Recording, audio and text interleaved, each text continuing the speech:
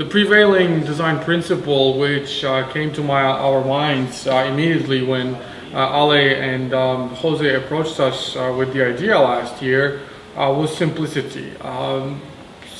Partially because simplicity is something that has been more often than not forsaken in mobile design in recent years.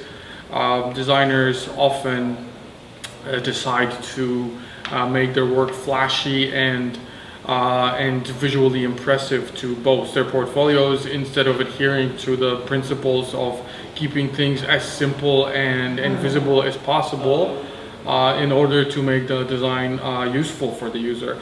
And secondly, the design, the idea itself, its inherent complexity, the fact that we would be creating a mashup of multiple types of media from multiple sources. It has its complexity in building an interface that is simple, approachable, that doesn't overload the user with too much content at the same time. So I believe that with the approach that we took, the principle that we accepted, we were able to realize it in multiple ways. Things like very simple typography, beautiful color palettes that is extremely simplistic. We literally have 3 primary colors, and 2 of them are very subdued. It's basically white and black, and we just basically play with them. And majority of the experience happens in motion. We paid a lot of attention to creating interactions that are both delightful and helpful to the user in making them understand what is happening in the app, how to go from point A to Z, how to discover new features, and basically how to make it something of your own through customization and other ways of making the app familiar. So I believe the design that we've arrived upon is the extract of simplicity, self-discipline, a very rigid execution. We didn't allow ourselves for nothing fancy in the sense of design. This is not an exercise in making something beautiful. This is an exercise in making something very elegant, utilitarian, and subdued in style. And I think it makes sense because the app, it relies on media, on content. Everything comes from social networks. As a user, you're supposed to focus and enjoy photos and videos and text from your friends, from your significant others, as opposed to paying attention to beautiful buttons or whatever. So I think we arrived at something beautiful, something very simplistic, and I am really excited to see how people embrace this project.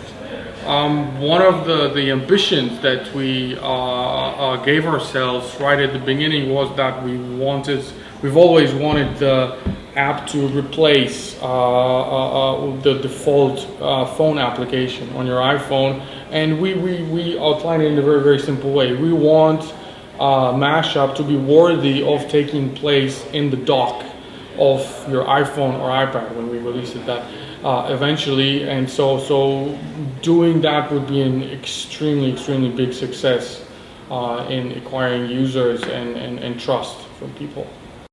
Mashup, the app name is very significant because it relates to the structural approach that we took with the design. We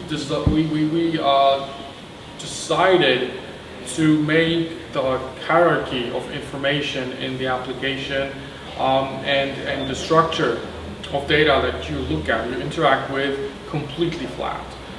It is literally a mashup of media from different social networks that is presented in a beautiful full screen way of basically swiping horizontally through the feed, and things are loading dynamically in front of you with beautiful fade-in animation.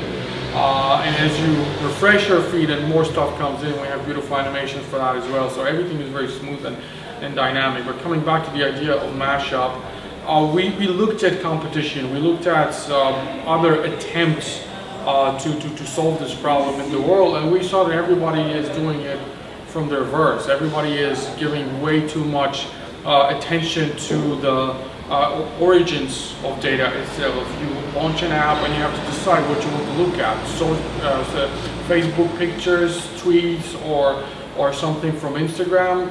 We don't do that. Here you open up a profile of a person and you see the extent of their digital life. Everything that they post to different networks, be it text or images or video, everything is in one place, and it sort of builds, the intention is that it builds a very visual story of that person's life through their social media. So how I felt when I first time heard about the idea, it was an overwhelming feeling of great excitement. My personal journey with social networks has been somewhat frustrating and disjointed. The amount of new, cool, and trustworthy services popping up is very, very overwhelming, and just remembering all these destinations, making good use of them and communicating with different people is becoming super difficult. So the idea of having all of that in one place and being able to really stay in touch with stories of people who are extremely significant to me through their media has always been extremely compelling to me.